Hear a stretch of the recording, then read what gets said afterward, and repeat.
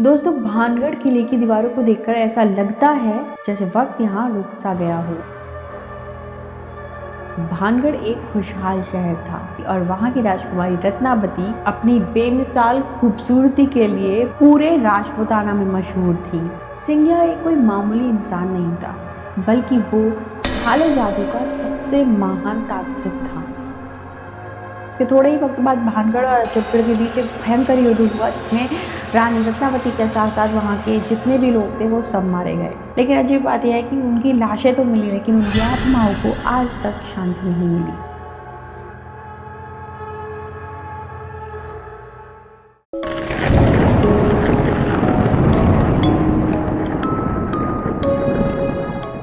नमस्ते दोस्तों, मैं हूँ दीपिका और आज हम रियल में दीपिका में उस जगह कदम रखने जा रहे हैं जहाँ सूरज ढलने के बाद इंसान नहीं मौत राज करती है, द भानगढ़ फोर्ट। अभी तक आपने मेरे बाकी के एपिसोड्स में देखा होगा, हम गौरव तिवारी की सीरीज चला रहे हैं जहाँ पे गौरव तिवारी ने जो जो इंसिडेंट्स कवर किए हैं वो मैं आपको सुना रही हूँ, बता रही हूँ अपने पॉडकास्ट के थ्रू।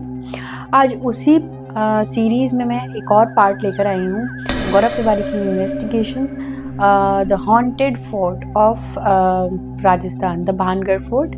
उसके बारे में मैं आज आपको बताऊंगी।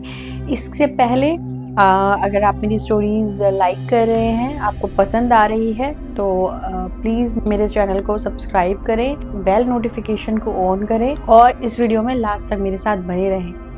तो चलिए स्टार्ट करते हैं।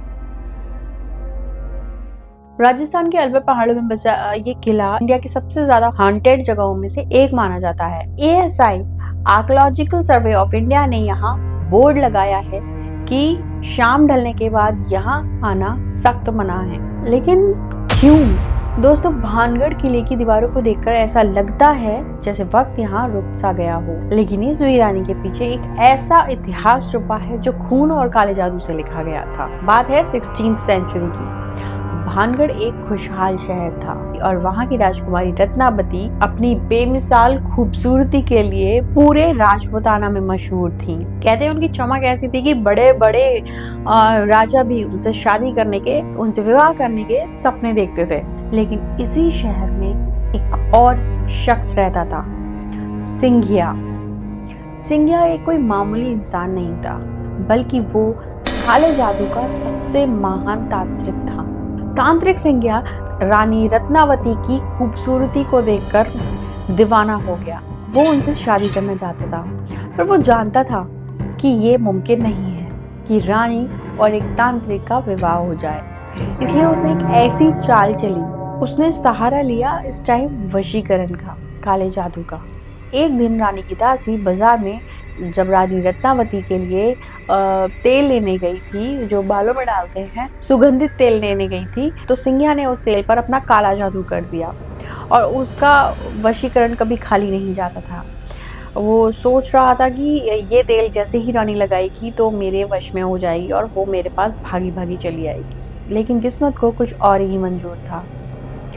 रानी रत्नावती ने जैसे ही उस तेल को देखा, उन्हें एहसास हो गया कि इस तेल पे किसी ने कोई वशीकरण किया है, और किसी ने नहीं, उन्हें पता था कि सिंघिया ने ही ये किया है, क्योंकि वो उन्हें ऑलरेडी भी परेशान कर चुका था आते जाते वक्त। ऑलरेडी रानी रत्नावती खुद भी बहुत सारी कलाएं और ये ब्लैक मैजिक के बारे में जानती थी, तो उन्हें इसलिए ये सब कुछ पता चल गया। उन्होंने उस तेल की शीशी को लिया और एक पत्थर की चट्टान थी बहुत बड़ी सी, उस पर फेंक के मारा।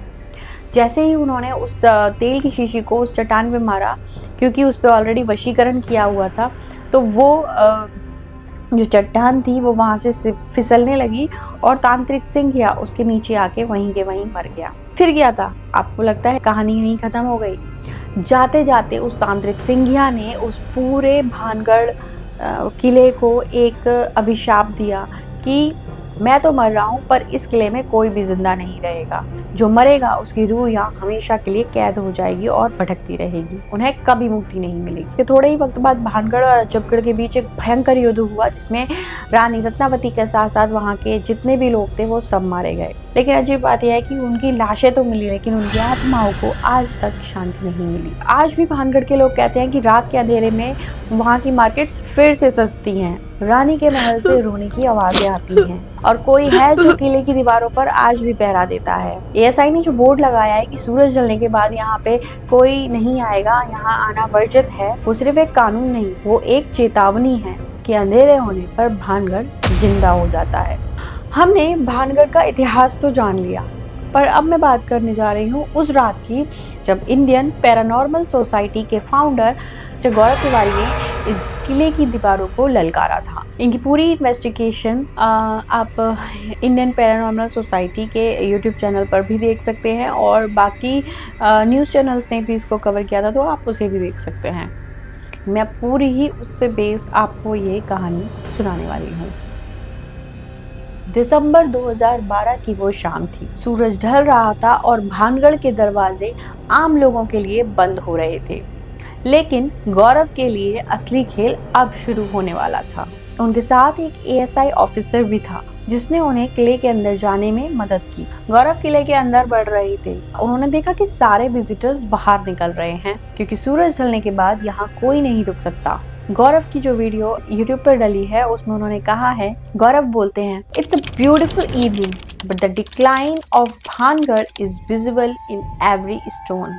जैसे ही रात हुई पूरा किला एक गहरे घने अंधेरे की चादर में लिपट गया। गौरव ने बताया कि वहाँ वाइल्ड एनिमल्स जैसे लंगूर, सियार और पैंथर की आवाजें माहौल को और भी ज्यादा स्पूकी बना रही थी। पर गौरव वहाँ जानवरों के लिए नहीं बल्कि रूहों के लिए गए थे कि शायद उनसे कोई रूह आज वहाँ जरूर बात करेगी। गौरव ने अपने गैजेट्स निकाले। उन्होंने K2 मीटर जो इलेक्ट्रॉनिक फील्ड डिटेक्ट करता है और स्प्रिट बॉक्स ऑन किया। गौरव ने अब अंधेरे में सवाल पूछना शुरू किया। क्या रानी रत्नावती यहाँ रहती हैं? क्या तांत्रिक सिंघिया अभी हमारे आसपास है? अचानक K2 मीटर की लाइट्स फ्लैश करने लगी। गौरव ने देखा कि मशीन पर 3-4 लाइट्स चल रही हैं। उन्होंने स्प्रिट से कहा, अगर आप चाहते हैं कि हम यहाँ से चले जाएं तो हमें 3 बत्ती देकर दिखाएं। दोस्तों, हैरानी की बात ये थी कि उनके बोलते ही गैजेट्स में 3 बत्तियां जल गईं। गौरव ने इसके बाद फिर से पूछा, क्या आप रानी रत्नावती हैं? क्या हम आपको परेशान कर रहे हैं? पर कोई जवाब नहीं आया। इसके बाद गौरव किले के उस पॉन्ड के पास पहुंचे जहां लोग कहते हैं कि रात को आत्माएं नहाती हैं। जैसा कि आप देख सकते हैं मेरे पीछे एक कुंड है। यहाँ काफ़ी सारा पानी है और काफ़ी लोगों ने कहा है कि यहाँ पे रात में लोगों को कूदते हुए देखा गया है और वो बोलते हैं वो किसी की आत्मा है। और बहुत सारी आत्माएं यहाँ पे रात में नहाती हैं। हम भी देखने आए क्या कोई आत्मा दिखती है। उन्होंने वहाँ काफी देर इंतजार किया पर उन्हें पानी में कोई हलचल नहीं दिखी। इसके बाद वो गए सोमेश्वर मंदिर। यहाँ के बारे में मशहूर है कि लोगों को यहाँ आकर अचानक से रोना आ जाता है या फिर उन्हें इनविजिबल थप्पड़ लगते हैं। गौरव ने वहाँ खड़े होकर ललकारा, क्या मुझे थप्पड़ पड़ेंगे? चलिए देखते हैं। हम हैं सोमेश्वर मंदिर में और काफ़ी लोगों को यहाँ पे एक्सपीरियंस हुआ है पोजेशन का। काफ़ी लोग यहाँ पे आने के बाद ऐसा महसूस करते हैं कि उन्हें बहुत तेज़ रुलाई आ रही है। कई बार लोगों को यहाँ पे थप्पड़ भी पड़े हैं। क्या हमें पड़ेंगे थप्पड़? वो वहाँ देर तक रुके रहे पर उन्हें ऐसा कुछ भी महसूस नहीं हुआ। इसके बाद गौरव ने नर्तकियों की हवेली में जाकर पूछा, क्या आप अपने घुंघरूओं की आवाज सुना सकती हैं? हम आपका संगीत सुनना चाहते हैं। उन्होंने अपना रिकॉर्डर ऑन रखा पर वहाँ सिर्फ और सिर्फ सन्नाटा था। क्या आपको नाचना गाना बहुत पसंद है? क्या आप अपने घुंघरूओं की आवाज़ सुना सकते हैं?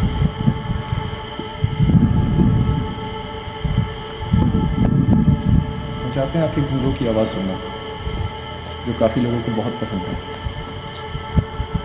क्या हमारे लिए कोई अपनी आवाज़ सुना सकता है? गौरव ने किले के हर उस कोने पर इन्वेस्टिगेशन की जहां वहां के लोग भूत होने का दावा करते हैं। अब इसके बाद इन्वेस्टिगेशन के अंत में लास्ट में गौरव ने जो कहा वो आप सबको सुनना चाहिए। तो उन्होंने कैमरे की तरफ मुस्कुराते हुए कहा, मैं भानगढ़ में हूँ सूरज ढलने के बाद और जैसा कि आपने देखा मुझे यहाँ कोई भी भूत नहीं दिखा।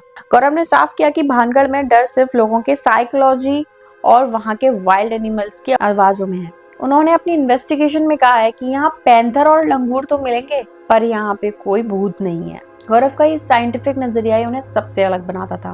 वो डर को खत्म करने के लिए डर के बीच में बैठे थे। पर दोस्तों, आपको क्या लगता है कि वहाँ एक ऐसी जगह जो कि ASI ने भी वहाँ पे सूरज ढलने के बाद जाने के लिए मना किया हुआ है, ऐसी जगह पे मे भी उन्हें कुछ नहीं मिला उस टाइम, लेकिन इतनी ज़्यादा चर्चा में रहने वाली जगह, ऐसा नहीं है कि वहाँ पे कुछ भी ना हो। मतलब एक जगह काफ़ी टाइम से खंडर है और बंद है, तो वहाँ पे भी कुछ ऐसी एक्टिविटी आपको देखने को मिल ही जाएगी, क्योंकि भूत प्रेत आत्माएं ऐसी जगह पे वास करती ही करती हैं।